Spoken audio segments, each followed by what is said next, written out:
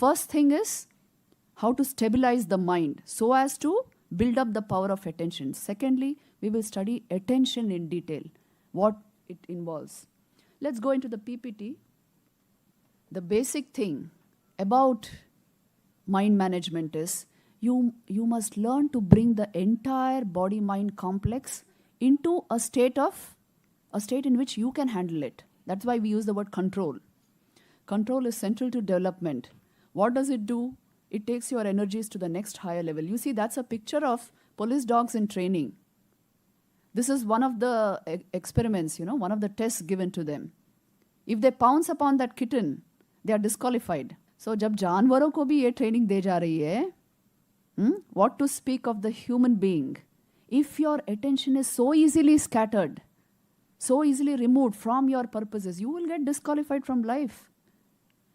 So, in our case, let us understand this basic law. Instinct controlled becomes reason, isn't it? Reason controlled becomes inspiration, and inspiration under control becomes realization. Vivekananda bhi ye bolte hain. Somehow bringing our flitting powers of concentration, attention into our hands by controlling our instincts, by controlling our ability to reason also, bringing it, aligning it to our goals. That is the basic thing. That is how we develop the mind and our attention. Now you see, what are the basic inlets to your mind? I told you, you have to first understand the background material of mind to go into attention. You see, what decides your thoughts is these three things. First is your five senses. Yes, what you take in through the eyes, what you take in through the ears, through all the senses is deciding the content of your mind. Because suppose, let me give an example. You saw a movie today. Maybe it was a horror movie. Over the next whole week, you were brooding about the horror movie, what you saw. Doesn't this happen? Why? You have taken in through your senses, what you have taken in through the eyes has become your thought world. The inlet to the mind starts with the senses. And then your activities, whatever you do throughout the day, there is a mental impression, corresponding mental impression left in your mind. Easily, these are all the starting points for mind activity. To change behavior, you must take into consideration all of this. And then, of course, even if your eyes and your ears are all closed, still your memories will generate a whole movie for you, a number of movies, because it's constantly spinning your thoughts. So these are the three factors which are responsible for your entire mind activity. Please see this, the five senses, your activities, and your memories. So to a certain extent, if these are handled with care, your mind will remain stable. You can handle your mind perfectly. Your thoughts, your emotions, everything will be in your hands if we can stabilize these. Look at this slide. The contents of your mind depend upon your thoughts, your emotions, drives, attitudes, impulses, and they in turn depend upon your intake through the senses.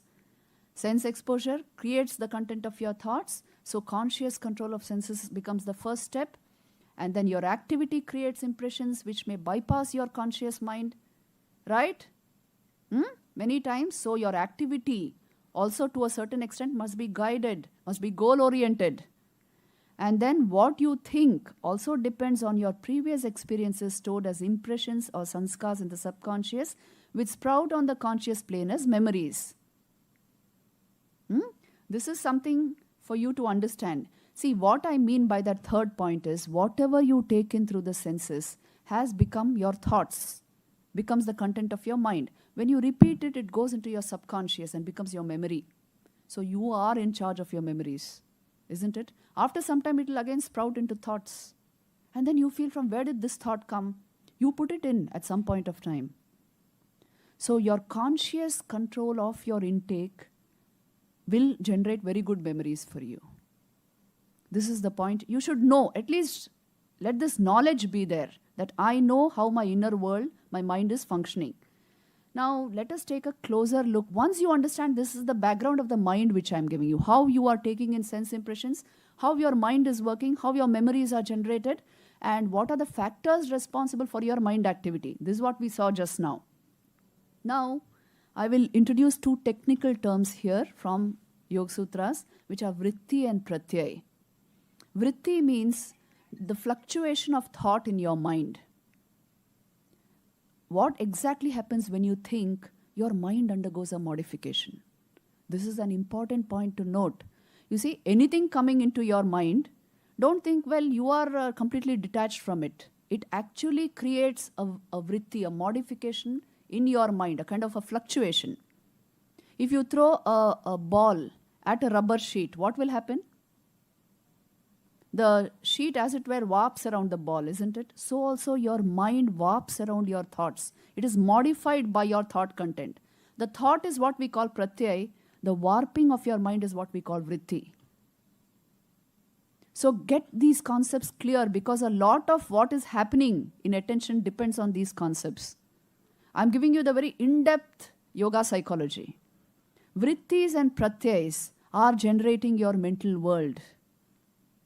If your vrittis and pratyayas are conscious, deliberate, goal-oriented, you will have a wonderful mental world. You will go where you want to go. You will have beautiful thoughts and wonderful emotions. You will enrich your life. And if these vrittis and pratyayas are totally out of control, then, well, you are at the mercy of what is called compulsive thinking. The outer object is deciding what you think, what you feel, which way you will go. Your mind is not in your hands. So this basic psychology you should know.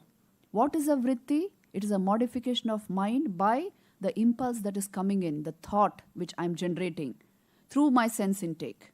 So these two are the factors responsible for your entire mind activity. Now, look at this picture. It has a lot of ideas put together. Look at the topmost image there. You see how the vrittis are fluctuating in your mind. Every vritti there has a different pratyay, isn't it? There's a different image within every vritti there. Now, the first image is that of your home. Maybe when you were concentrating on your studies, you suddenly thought of something at home. So I have put the pratyay there, a house. Then you thought of what you had for breakfast. So that is the next pratyay. You see, the vritti is going on, the modification of the mind is going on constantly, and the pratyay is every time different. Then you thought of what you will play in the evening. So different pratyayas and similar kind of vrittis are there. Right? You understood the two concepts? The modification of your mind is continuously going on. That's why you feel this sense of restlessness all the time, because your mind is getting modified with every thought. And the thoughts are continuously different.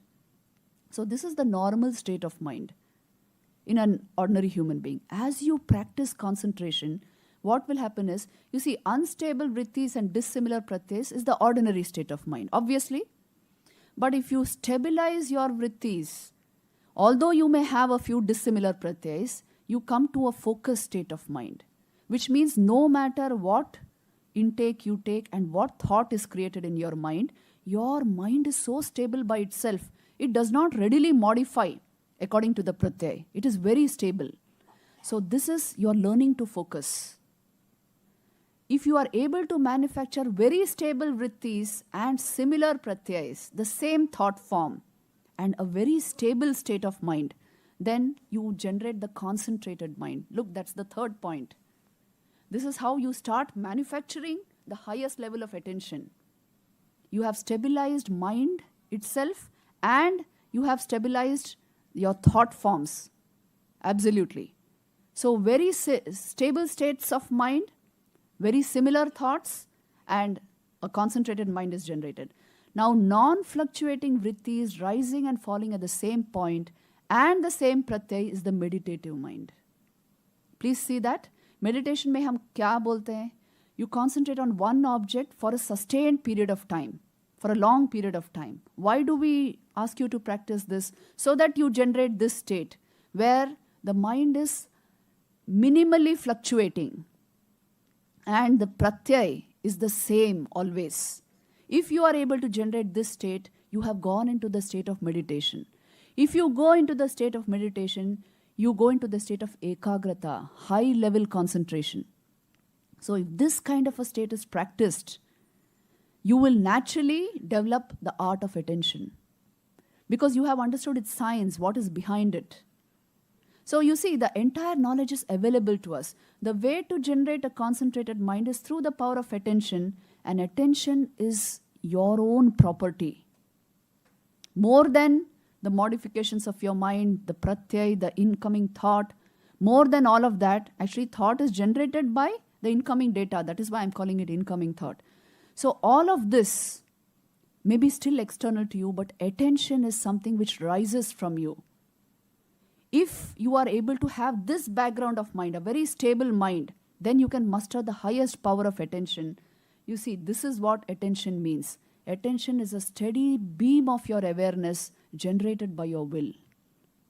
It is your own awareness directed by your own will. So it's your own property. You muster your attention towards a particular object.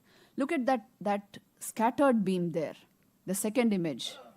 If the attention is like that, you cannot achieve much. Isn't it pretty obvious? But if it's in a single beam, if it's falling, it's like energy being concentrated on something. So you can soak in the information, soak in the knowledge perfectly. If the attention is like that beam, take the example of a laser, an objective example. A laser you can do even very minute surgery with a laser beam because it is a concentrated photonic light. Isn't it? Anything concentrated, you can do enormous work with it. Anything scattered, you can do very little work with it. So, if your attention is like this beam, it is a steady beam of your own awareness directed by your own will, then you will be able to achieve whatever you want to achieve. What you pay attention to, that you become conscious of. Isn't this true? What you pay attention to, you have become conscious of that. It is your attention that maintains the stability of your vrittis and decides your pratyay. Please see this. That's why we say it's a property of the self itself. Your own property, your own power. You see, energy can neither be created nor destroyed. This is a law of conservation of energy, isn't it? But you can transform that energy from one form to another. So your scattered powers of attention can be made into one beam. And whatever you focus that upon, you render that conscious, as it were. It's all in your hands. And so you decide your vrittis, your pratyayas, the entire stability of your mind, your ability to soak in information, everything you decide, it's in your hands. Hence, it is through the power of your attention that you focus and concentrate your mind. Once you understand this, you will understand the undercurrents of attention. So the undercurrents of attention become awareness and will.